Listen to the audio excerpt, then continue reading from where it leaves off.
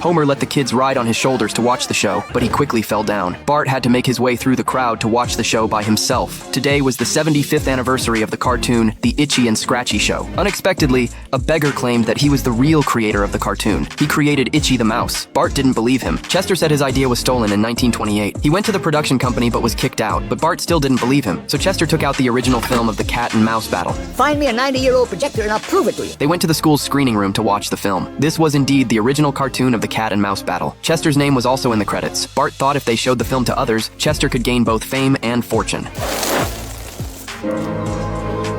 Chester's only evidence was gone. He was ready to go back to live in the poorhouse. Bart stopped him and said Chester could become a billionaire through the copyright.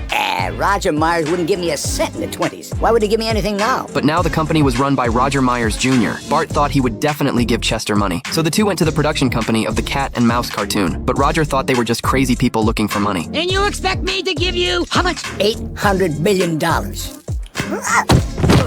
After this approach failed, Bart thought of finding a lawyer to help fight for his rights. But Lionel wanted to charge $1,000 in legal fees. Bart saw on the business card that payment could be made after winning the case. Oh, they got this all screwed up. Bart went home feeling dejected. He asked his dad for $1,000. On the day of the trial, Roger's lawyer was fully prepared. He not only had the copyright and the author's signature, but also listed other cartoon characters the company had created. However, lawyer Lionel only had a film reel. This film reel was burned before the trial. Roger Myers didn't create any of his characters. He stole them all. Chester said the only cartoon character Roger ever created was this stick figure, but Roger swore that all these characters were definitely created by his father. The judge asked Lionel to present evidence. Lionel's evidence was only hearsay and speculation. At the critical moment, Bart thought of some evidence. He asked Homer for $750. Bart ran to the comic book store and bought the original draft of the cat and mouse cartoon. He said this was drawn by Chester in 1919. It was 9 years earlier than Roger's cartoon, but the opposing lawyer argued this couldn't prove who the artist was. Look under the frame, Brad. Bart took the picture out of the frame and handed it to the judge. It said Chester had given this drawing to Roger. Everyone in the audience was surprised. Roger argued that his father was just borrowing ideas. He claimed all cartoons were copied and imitated from others. The judge ruled in Chester's favor. Roger had to pay Chester $800 billion.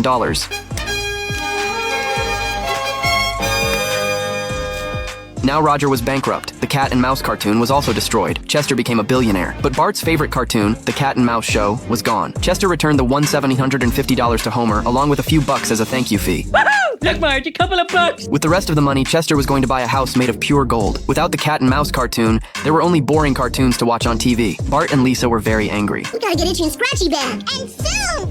Ow! So they went to find Roger, hoping he could continue creating the cat and mouse cartoon. The judge said as long as Roger paid Chester the copyright fee, they could air it. But Roger had already lost everything he owned. Bart thought of a rich person he knew. He went to the pure gold house to find Chester. Would you pay to make more Itchy and Scratchy cartoons? You'll get more royalties. But Chester didn't need money now. He already had more money than he could spend in his lifetime. Chester wasn't interested in creating cartoons. Then Bart asked Homer to borrow $180,000. What for? Lisa and I want to finance a series of animated cartoons. Forget it. Lisa and Bart continued to study animation law, but they still couldn't find any solution. Marge encouraged them to keep looking for a way, because the two of them were the best problem-solving siblings. With their mom's encouragement, Lisa found a useful piece of information. They immediately went to find Roger. Unexpectedly, the cat and mouse company was already back in business. An enthusiastic young boy discovered that Mr. Zip Code had copied a cartoon character created by Roger's father, so the government gave Roger a large settlement payment. This money allowed the cat and mouse cartoon to continue airing. This evidence was discovered by a little boy who looked a lot like Bart. Lisa thought Bart had a competitor now. Thanks, everybody. But I couldn't have done all this without the help of my brainy sister Eliza.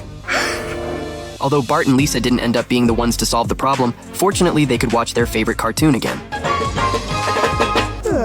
Bart attacked Milhouse with resin and accidentally got it stuck in his hair. He then used scissors to help clean it up and ended up giving him a cool new hairstyle. Oh my god, you look just like your dad. Let's see how far we can take this. Milhouse put on a suit and tie and practiced his most adult-sounding voice. They then video called Homer, with Milhouse following Bart's prompts to severely insult him. He even demanded that Homer buy Bart a car. Whatever you say, sir. And in 10 years, make Lisa go to the prom with Milhouse.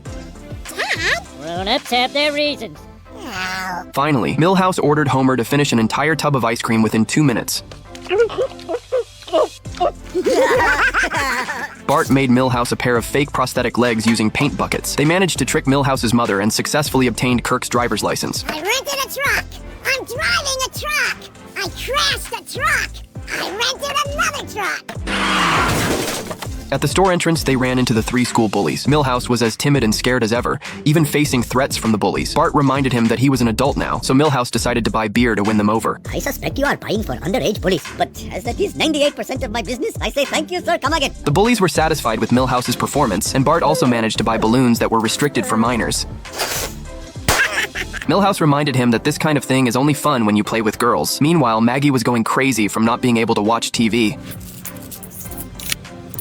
Lisa suggested taking Maggie to a bar downtown, where a band she'd always wanted to see was performing, but Marge refused Lisa's request. Bart called Lisa to his bedroom and told her he knew an adult who could take her to the show. Really? Who? Hello, Lisa. Millhouse? Millhouse? Who's Millhouse? I mean, he's my son.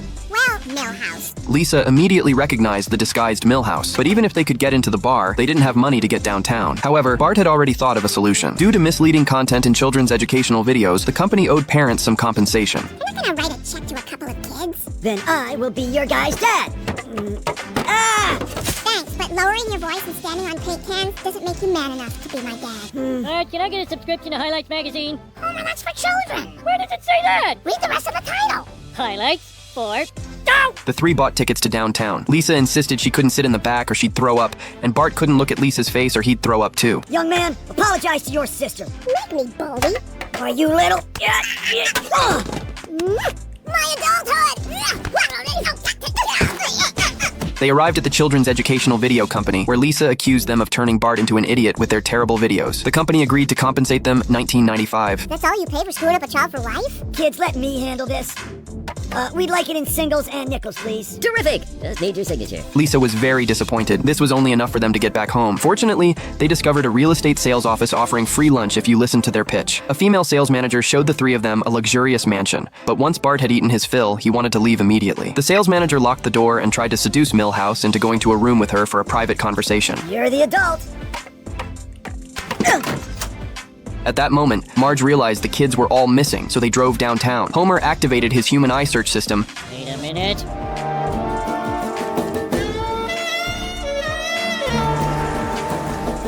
When I said you needed a software update, it was not a criticism. And eventually focused his attention on the sales office. We found what we're looking for. The kids? Sure, they could be here. Who knows? By this time, Milhouse could barely hold on any longer. Homer burst through the door, and Marge immediately recognized Milhouse. Your hair is growing back!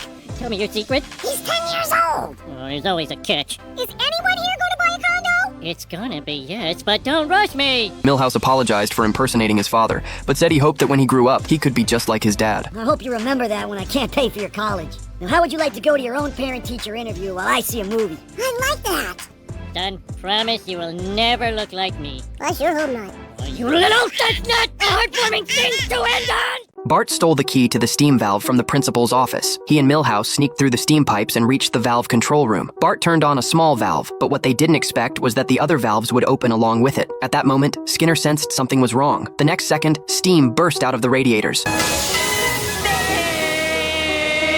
The steam blast changed Martin's hairstyle completely. In the anatomy class, even the dead frogs came back to life when exposed to the steam. In music class, the students' instruments rusted from the steam. I've got 2 kinds of wet in my pants. Now the water in the pipes was full of steam, and the spray was hot enough to randomly scald someone to death. Seeing this, Willie had no choice but to go buy some soda, but what he didn't expect was that the vending machine was also filled with steam. By now, the school walls had become completely dilapidated. Skinner was worried, trying to figure out who had done this, when Bart and Milhouse climbed out from under a manhole cover. Skinner grabbed Bart by his weak spot. Bart's behavior had caused serious damage to the school, so Skinner called Bart's parents in. He told them exactly what Bart had done, but after hearing everything, they showed no awareness of how serious the situation was. They were even laughing. Skinner couldn't take it anymore, and decided to send Bart to a behavior correction camp. Only that place could save Bart. This camp's got it all. Climbing some kind of rope thing, wearing a backpack, high-fiving the black kid. It's the perfect thing to straighten you out. Oh. The next day, Homer took Bart to the airport. He planned to send Bart to Oregon alone, but what he didn't expect was that Bart was on the airport's no-fly list. Bart gloated when he heard this, thinking he wouldn't have to go anymore. But Homer picked Bart up and said he would drive him there if he had to. Yeah, that'll be way more fun than Vegas. Oh, dang, Homer ain't coming. Homer kept passing other cars the entire way, his expression deadly serious. Bart didn't understand why Homer was acting like this. He had never been this way when dealing with problems before. Homer figured that serious Homer must have locked up fun Homer, and fun Homer wouldn't be let out until Bart arrived at the correction camp. All I'll kill you the way I killed intellectual Homer. By this point, Homer had been driving for so long that he was getting hungry, so they stopped at a fast food restaurant. Bart went to the restroom while Homer ordered food outside. Homer had already finished everything on his plate, but Bart still hadn't come out of the restroom. Homer immediately ran into the men's room to look for Bart. He found the restroom window open and assumed Bart had escaped through it, but Bart had actually hidden in one of the stalls to trick Homer. When Homer wasn't paying attention, Bart could escape. After sneaking out, Bart even told the manager that there was a Dine and Dasher escaping through the bathroom window. Then he brazenly ran right past Homer. I'm stuck! Ow! Someone's hitting my butt with something! His frying pan! Ow! Ow! Ow! Leave your ass, Homer. Leave your ass! Homer came out of the fast food restaurant and was about to drive home when he spotted Bart by the roadside, hitchhiking home for Christmas. Homer was very pleased. He had finally found Bart, but in his carelessness, he crashed into a guardrail. Now the front of his car was hanging over the edge of a cliff. Homer sat in the car as it rocked back and forth. At that moment, Bart appeared. Homer asked Bart to press down on the bumper so he could be saved. Bart asked Homer what was in it for him. Homer swore that from then on he would let Bart grow up bathed in love. After hearing this, Bart pressed down on the bumper, but Homer immediately changed his tune and threatened to beat Bart to death. You sweet little angel! Oh, I'm gonna rip your head off and spit down your adorable little neck because I wanna smash your little stupid head! Oh, but I love you. We'll go on a fishing trip. But first I'm gonna put you in a sawmill, then punch your little face out. That's what I'm gonna do. In the end, Bart still pulled Homer to safety. To prevent Bart from running away, Homer chained him up and even taped his mouth shut. Finally, Homer delivered Bart to the behavior correction camp. Bart looked back at Homer reluctantly. Homer looked at Bart too, but he still drove away. Now he could finally go to Las Vegas. Homer began fantasizing about his life in Las Vegas, but everything he looked at seemed to look like Bart. Homer regretted his decision and decided to bring Bart back. I'm coming, boy! Wait. Get off here. Oh, no. I bet this looks cool from overhead, though. Woohoo! Vegas, here I come! Oh, right, Bart.